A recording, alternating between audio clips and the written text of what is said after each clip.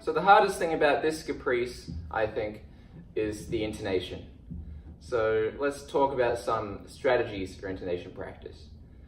I think the first thing I would do is do it in double stops, just so you can really hear the harmonies. So I would slur all the notes like this.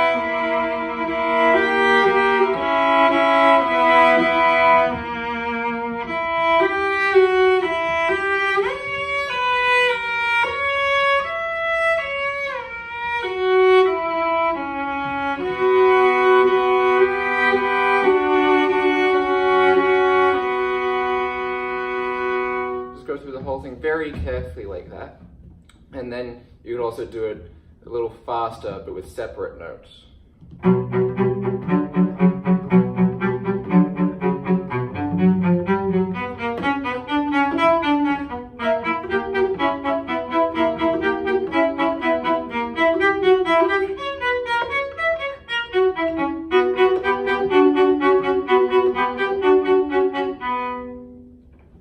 That kind of thing.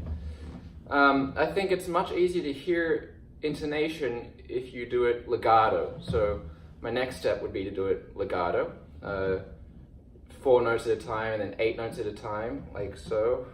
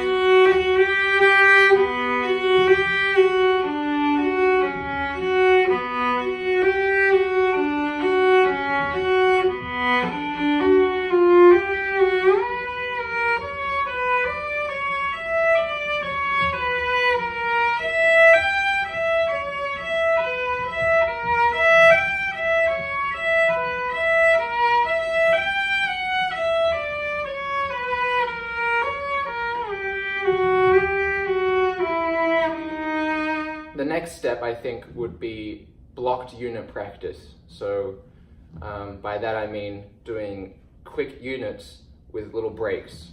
So first I would do it by position.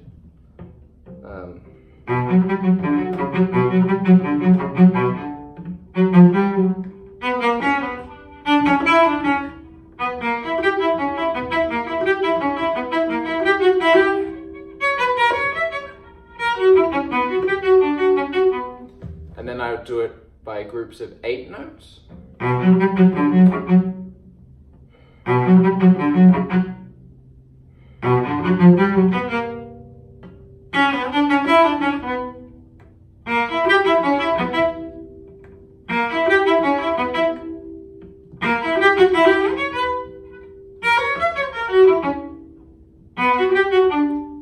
16 notes.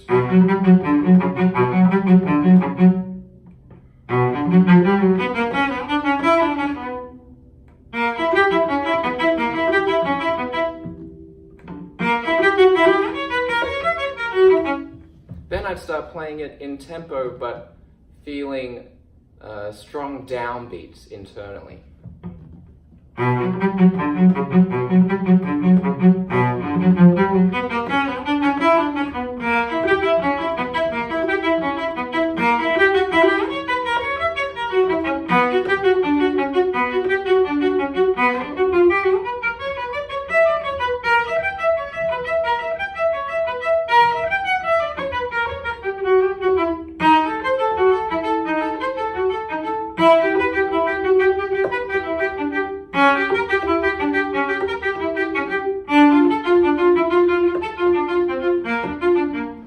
And then you get rid of those exaggerated accents.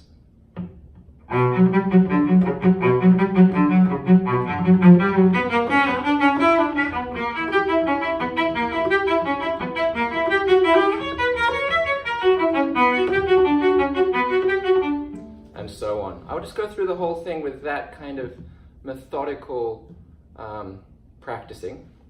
And I think that's the easiest way and the quickest way, I think, to get this caprice under your fingers. So a couple suggestions. Musically speaking, he does mark in a lot of dynamics, particularly forte pianos, so I would pay attention to those. It's so repetitive, so you've got to do what you can with the dynamics to keep interest. The other thing is, I think it's easy to play this caprice if the bow just keeps moving. Of course, there are all these big shifts and difficulties in the left hand, but as soon as the bow hesitates, then I think the left hand will also hesitate. So that causes problems. I'll just try to keep the bow moving, as hard as that may seem. If the bow is confident and the bow really dictates the motion, then I think the left hand will be more comfortable.